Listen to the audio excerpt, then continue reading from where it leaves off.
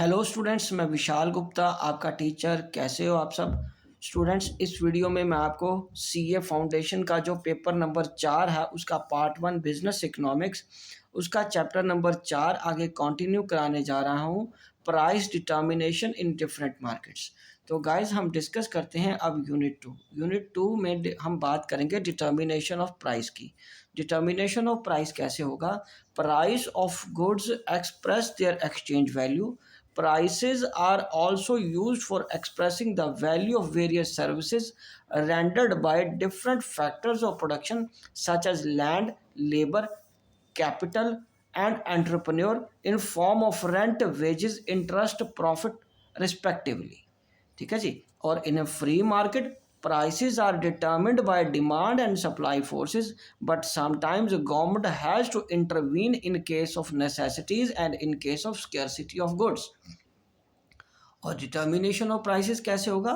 In an open competitive market it is the interaction between the demand and supply that tends to determine equilibrium price and quantity.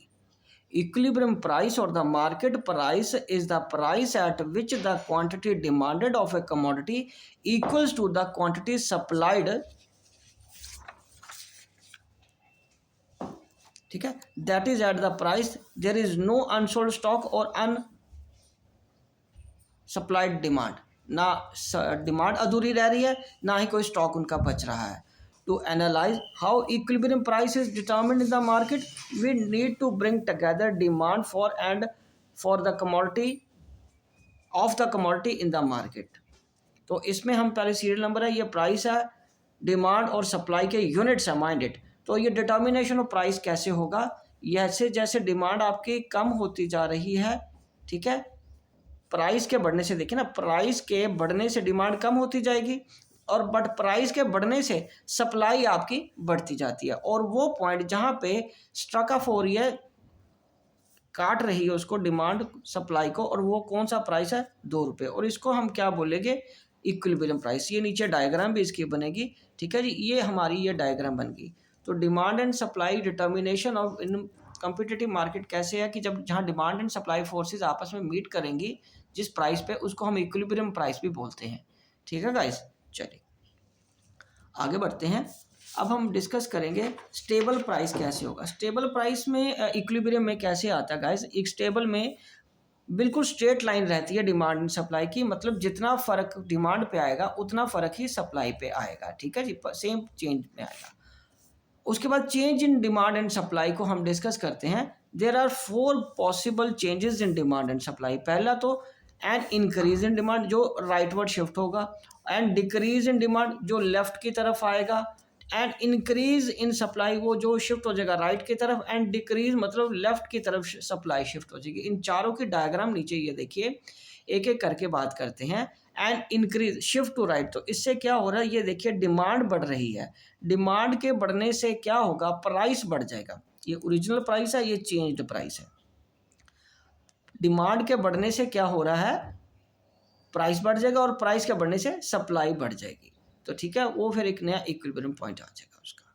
Right guys, चलिए अब हम आगे discuss करते हैं decrease in demand. So guys, decrease in demand में पहले ये देखिए, जब डिमांड कम हो जाती है, डिमांड जब कम हो जाएगी तो प्राइस अपने आप नीचे आ जाएगा. प्राइस नीचे आ जाएगा तो सप्लाई भी कम हो जाएगी.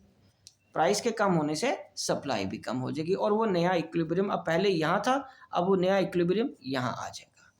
उसके बाद increase in supply. So increase in supply guys कैसे होगा? जब सप्लाई आपकी बढ़ेगी तो क्या होगा? उससे ज़रूर से ज़्यादा स्टॉक अवेलेबल हो जाएगा मार्केट में, जिसकी वजह से क्या होगा? डिमांड बढ़ जाएगी, बिकॉज प्राइसेस स्लैश हो जाएंगे, प्राइसेस कम हो जाएंगे और डिमांड आगे एक्सटेंड हो जाएगी. उसके बाद decrease in supply. Decrease in supply होने से क्या होगा? डिमांड बढ़ेगी बिकॉज ऑफ शॉर्टेज. शॉर्टेज होने से डिमांड बढ़ जाती है, और डिमांड के बढ़ने से फिर क्या होगा? प्राइस बढ़ जाएगा. ठीक है गाइस, चलिए अब हम आगे डिस्कस करते हैं साइमल्टेनियस चेंजेस जब एक साथ होंगी डिमांड एंड सप्लाई में, तब क्या होता है? Increase in demand and supply, decrease in demand supply, ये दोनों सिचुएशन हो सकती हैं.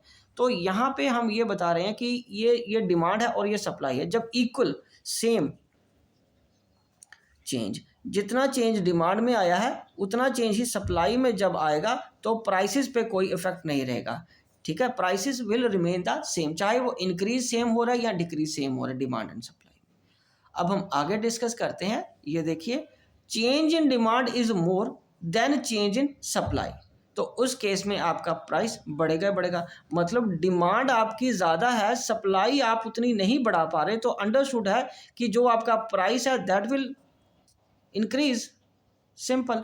और उसके बाद क्या है, उसके बाद ये देखिए, जो आपका डिमांड चेंज हुआ है वो कम बढ़ा है, ठीक है, और जो सप्लाई है वो ज़्यादा चेंज हुआ है, तो प्राइस क्या होगा, प्राइस कम हो जाएगा। मतलब change in supply is more than demand, तो price will decrease, right guys. चलिए अब हम आगे डिस्कस करते हैं। What happens when demand and supply curve shifts in opposite direction. जब ऑपोजिट डायरेक्शन में बढ़ जाते हैं, मतलब डिमांड बढ़ गई है पर सप्लाई कम हुई है, तो उस केस में क्या होगा, डिमांड बढ़ गई है माइंडेड और सप्लाई कम हुआ है, तो नेचुरली प्राइस शूट अप हो जाएगा, प्राइस आगे चला जाएगा, आगे बढ़ जाएगा, इंक्रीज इन प्राइस आ जाएगा। ठीक है, और उसी तरह यदि डिमांड कम बढ़ रही है लेकिन सप्लाई ज़्यादा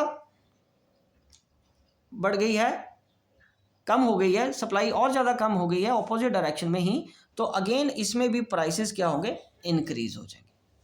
तो गाइस ये वाला टॉपिक यहाँ तक ही था। ये डायग्राम्स हैं, इसको जब तक आप खुद बना के प्रैक्टिस नहीं करोगे तब तक आपको इसको अंडरस्टैंड करने में दिक्कत आएगी। बहुत सिंपल टॉपिक है ये। आई होप कि आपको अच्छे से समझ आ गया होगा।